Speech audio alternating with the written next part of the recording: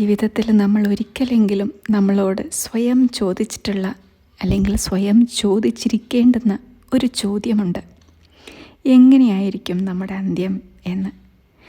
ഇതുവരെ അങ്ങനെ ചിന്തിച്ചിട്ടില്ല എങ്കിൽ നമ്മളെ അങ്ങനെ ചിന്തിപ്പിക്കുന്ന ഈ ഒരു ശ്ലോകം, അനായാസേന മരണം വിനാ ദൈന്യേന ജീവിതം ദേഹാന്തേ തവ സാന്നിധ്യം ദേഹിമേ പരമേശ്വര, അല്ലെങ്കിൽ ദേഹിമേ കൃപയാ കൃഷ്ണ ത്വയി ഭക്തിമ ചഞ്ചല. കാഞ്ചി മഹാപെരിയവർ ശ്രീ ചന്ദ്രശേഖരേന്ദ്ര സരസ്വതി സ്വാമികൾ ഈ ശ്ലോകത്തെ ഭക്തിപൂർവ്വം ദൈനംദിന പ്രാർത്ഥനയായിട്ട് ഉപയോഗിക്കാൻ ഉപദേശിച്ചതായിട്ട് പറയുന്നുണ്ട്.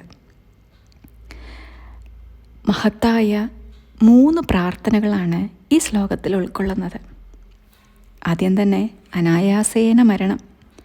ഒരു വേദനയോ ആശങ്കയോ ഉത്കണ്ഠയോ കഷ്ടതകളോ ഒന്നുമില്ലാത്ത വളരെ ശാന്തമായൊരന്ത്യം നമ്മൾ പലപ്പോഴും കാണുന്നുണ്ട്. ഒരു പൂവ് ഞെട്ടറ്റ് വീഴുന്നത് പോലെ അനായാസേന മരണം നടക്കുന്ന ഒരുപാട് പേര്. അതൊക്കെ ഒരു പക്ഷേ സുകൃതികൾക്ക് മാത്രം നടക്കുന്ന ഒരു കാര്യമായിരിക്കാം, ബോധത്തോടെയുള്ള ഒരന്ത്യമുണ്ടാവുക എന്നുള്ളത്. രണ്ടാമത് വിനാ ദൈന്യേന ജീവിതം.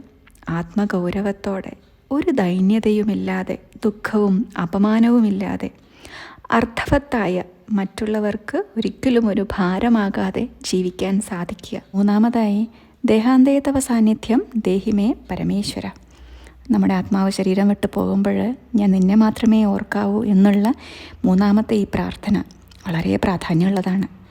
ഭഗവത്ഗീതയിൽ ഭഗവാൻ പറയുന്നുണ്ട്, മരണസമയത്ത് നമ്മൾ ചിന്തിക്കുന്നത് എന്താണോ നമ്മൾ അതായിട്ടാണ് തീരുക. മിക്കവാറും ആഴത്തിലുള്ള ഒരു ഉത്കണ്ഠ നമുക്ക് ഏവർക്കും ഉണ്ടാവും. മരണത്തെക്കുറിച്ചുള്ള ഭയം, വേദന, ഓർമ്മക്കുറവ്, ചിലപ്പോൾ ബോധം ഉണ്ടാവില്ല. പ്രിയപ്പെട്ടവരെക്കുറിച്ചുള്ള ചിന്തകളായിരിക്കും. സ്വത്ത്, ബിസിനസ്, പണം, ഇതൊക്കെയായിരിക്കും. അപ്പോൾ ആ സമയത്ത് ദൈവചിന്ത മനസ്സിൽ വരില്ല. അതിനായിട്ട് നമുക്ക് ചെയ്യാൻ പറ്റുന്ന ഏക മാർഗം ഇപ്പോഴേ കഴിയുന്നത്രയും നേരം തന്നെ നാമം ജപിച്ചു തുടങ്ങുക എന്നുള്ളതാണ്. അത് നമ്മുടെ ഒരു ശീലമായി മാറണം. ഊണിലും ഉറക്കത്തിലും നമുക്ക് എങ്ങനെയാണോ ശ്വാസോച്ഛ്വാസം നടക്കുന്നത് അതുപോലെ നാമജപം നടക്കണം. അമ്മ എപ്പോഴും പറയുന്ന ഒരു കാര്യമാണ്, ശ്വാസോച്ഛ്വാസം നടക്കുന്നത് പോലെ നമ്മുടെ ഉള്ളിൽ നാമജപം നടക്കണം. അപ്പോഴാണ് നമ്മൾ ഉറങ്ങുമ്പോൾ പോലും നമ്മുടെ ഉപബോധ മനസ്സിൽ ഈ നാമജപം നടക്കുക. അപ്പം നമ്മോടൊരിക്കലും ചോദിക്കില്ല എത്ര വർഷം ജീവിച്ചു, എങ്ങനെ പോയി എന്നൊന്നും. പക്ഷേ അതിനുള്ള ഉത്തരമാണ് ലളിതമായ ഈ ശ്ലോകം. ഇതിൻ്റെ ഭാവം തന്നെയാണ് ഇതിൻ്റെ ശക്തി. ഭയമല്ല, സമർപ്പണമാണ് ഇതിൻ്റെ ആത്മാവ്. ഒരിക്കലെങ്കിലും നിങ്ങളിത് സ്പർശിച്ചിട്ടുണ്ടെങ്കിൽ കണ്ണടച്ചൊരു നിമിഷം ജപിച്ചു നോക്കൂ.